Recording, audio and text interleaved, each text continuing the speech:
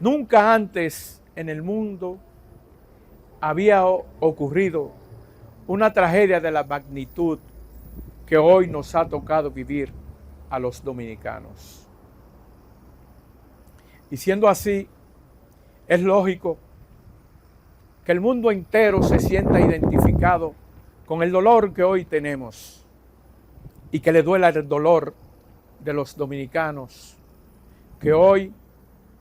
pasamos por un momento pero que muy triste y muy difícil. Hablar de un conteo fatal en el que llegamos a un número de más de 221 para ser exacto, y con la incertidumbre de que algunos de los que se encuentran en recintos hospitalarios, en centros de salud, que se encuentran en estado grave, algunos en estado crítico, puedan pasar a engrosar esa fatídica cifra y aumentarla.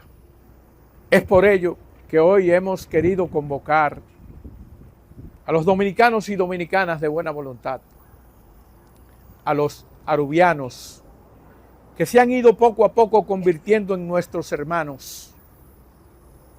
a los miembros del Parlamento, a las autoridades presentes y pasadas, para que ellos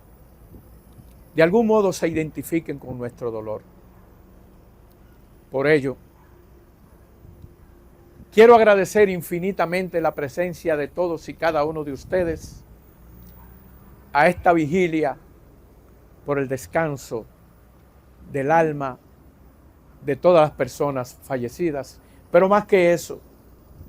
por la recuperación de los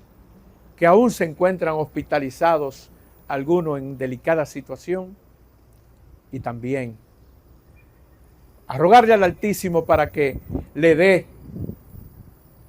la necesaria consolación y resignación a los familiares que hoy han perdido a uno de sus seres queridos.